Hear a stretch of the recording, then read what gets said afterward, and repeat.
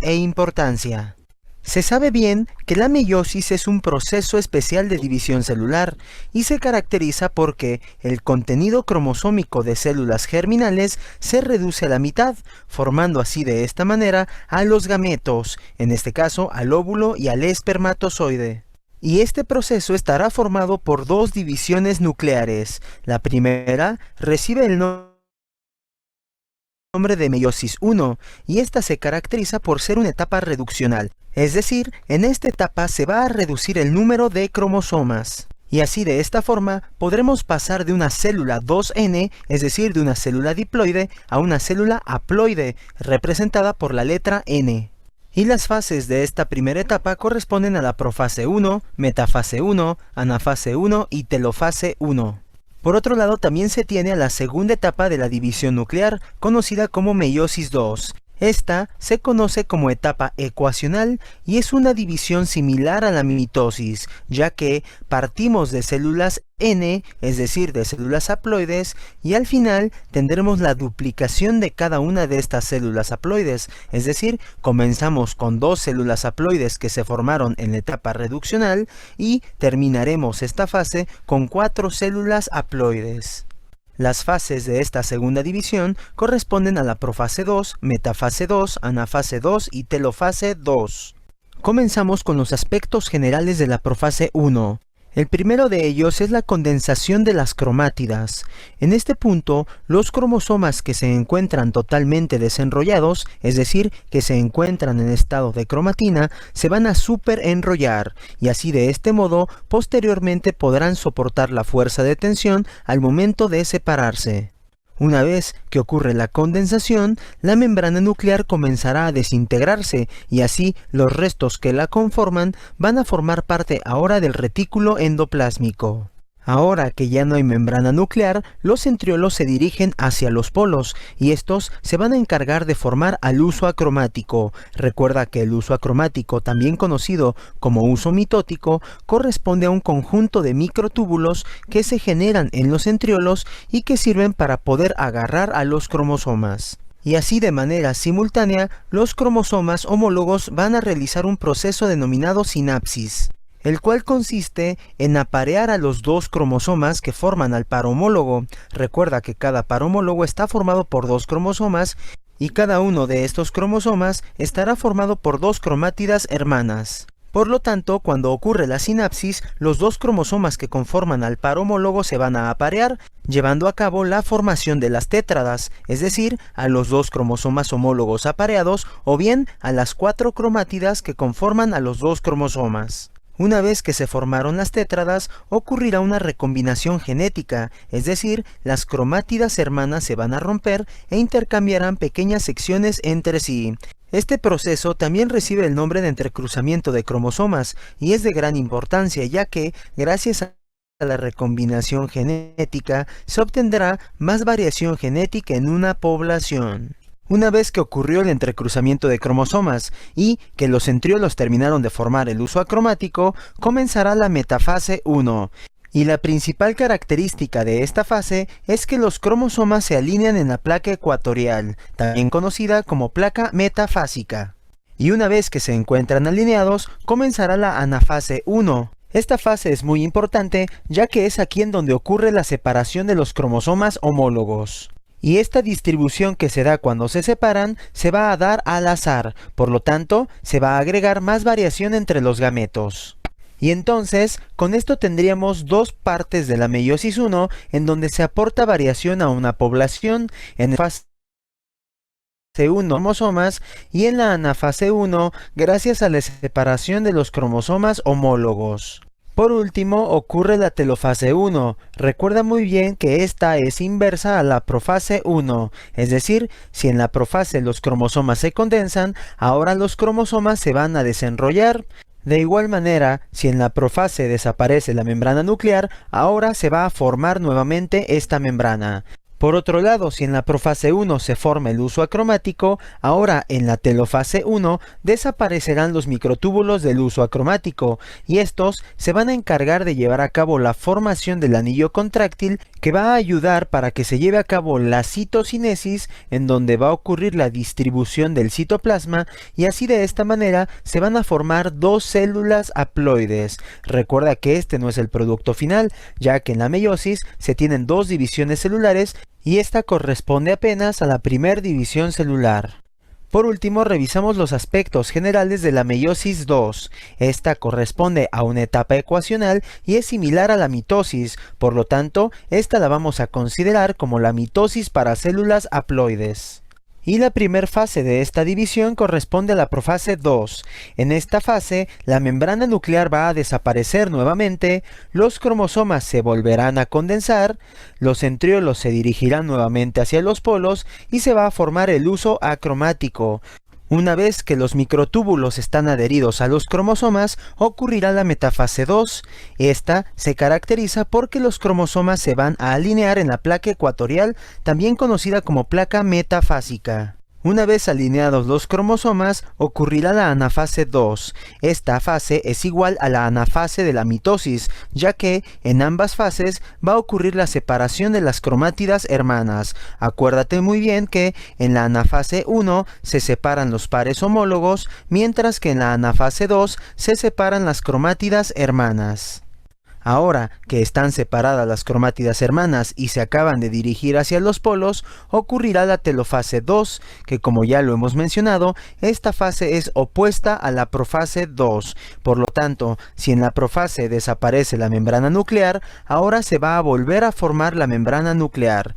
De igual manera, si en la profase se condensan los cromosomas, ahora los cromosomas se van a desenrollar. Por otro lado, tenemos que en la profase se forma el uso acromático, por lo tanto aquí va a desaparecer el uso acromático y los microtúbulos que forman parte de este uso se van a encargar de formar el anillo contráctil que va a favorecer la distribución correcta del citoplasma y así comenzará la citocinesis, para que de esta manera ocurra la división celular y ahora tendremos 4 células haploides. Y así, a partir de una célula germinal de un hombre, se pueden formar espermatozoides, o bien, a partir de la célula germinal de una mujer, se podrán formar los óvulos. De igual manera, las células germinales en los humanos tienen 46 cromosomas organizados en pares homólogos, es decir, estas células contendrán 23 pares homólogos, mientras que los espermatozoides u óvulos, conocidos también como gametos, estarán formados únicamente por 23 cromosomas, es decir, estos ya no se encuentran organizados en pares, por lo tanto, hemos pasado de una célula diploide, en el caso de la célula germinal, a células haploides en el caso de los espermatozoides y óvulos. Y así, cuando ocurra la fecundación, un espermatozoide aportará 23 cromosomas, mientras que el óvulo aportará también 23 cromosomas, de modo que la célula resultante estará formada por 46 cromosomas, al igual que la célula germinal, y así de este modo se va a mantener la condición diploide de la especie. No olvides darle like a nuestro video si te ha gustado. Ahora sí, ¿verdad? Ahora sí lo lograron ver bien. Sí, ingeniero. Sí, Muy bien. ingeniero. Entonces, como ustedes pudieron ver la meiosis, el papel importante enfocado a la genética es precisamente en quizás la etapa donde podemos ver ese cruzamiento de genes, ese evento en donde se va a dar esa variabilidad genética va a ser entonces en la profase, en donde se unen los cromosomas, en donde comparte gen a gen to gen, ¿verdad? Yo te doy un gen, yo recibo un gen, y pues de ahí va a seguir todo su proceso, pero ahí donde se da ese entrecruzamiento, ese compartimiento de genes es para obtener la variabilidad genética. La variabilidad genética, entonces, como yo les había mencionado, en la semana pasada hablamos variabilidad genética desde el punto de vista con una mutación, con una aberración, pero también y si, ustedes están haciendo un ejercicio con su familia, en donde ustedes en su familia van a poder observar la variabilidad genética. Entonces, y para poder entender mejor esa variabilidad genética, aparte de cromosomas dominantes y recesivos, también va a haber ciertas características, ciertos genes que algunos miembros de la familia no heredaron y otros sí, precisamente cuando se da este evento en la profase de la meiosis. Entonces, no sé si alguien tiene alguna duda. Estos dos videos, yo les voy a poner el link en la plataforma para que ustedes lo tengan. Son videos muy completos. El primero yo no se los compartí completo. Ustedes lo pueden ver, van a tener el link para que lo vean completo, que les sirve también de repaso para que ustedes puedan estudiar el tema de la meiosis. No sé si alguien tiene algún comentario o duda que quiera agregar antes de que finalicemos.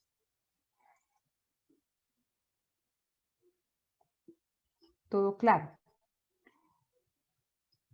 Ingeniera, yo tengo una duda. Sí, dígame.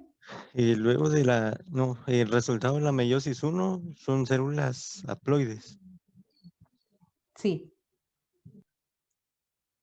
Eh, Son células haploides y entonces el objetivo de la meiosis 2 es obtener, por así decirlo, son dos células haploides. En la meiosis 2 vamos a tener 4 células haploides en donde se ha distribuido todo el material genético.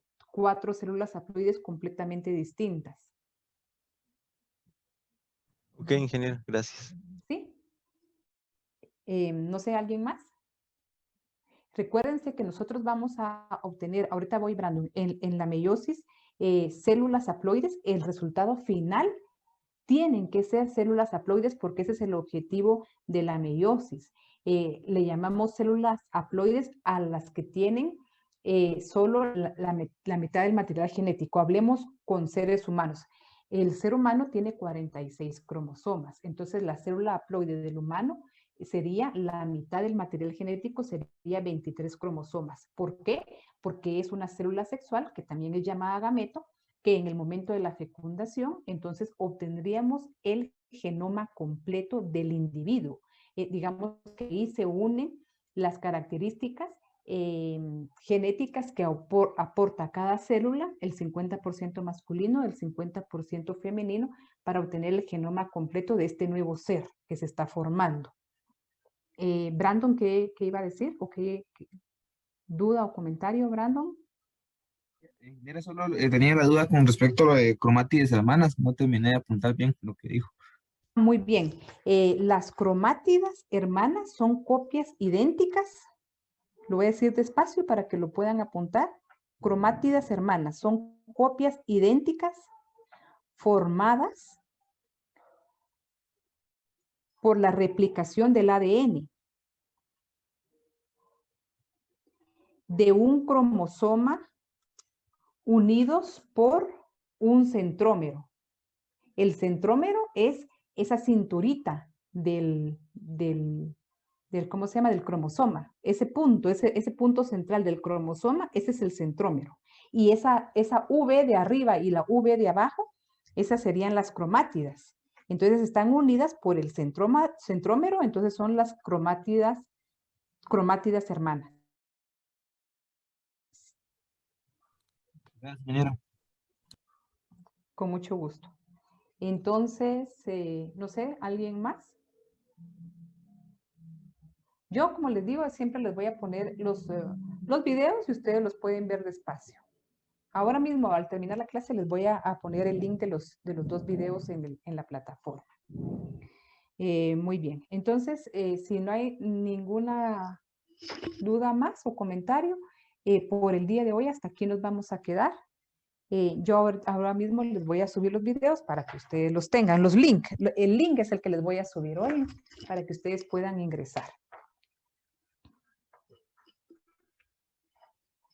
Ahí estamos, no sé si hay... Muchas gracias, ingeniera.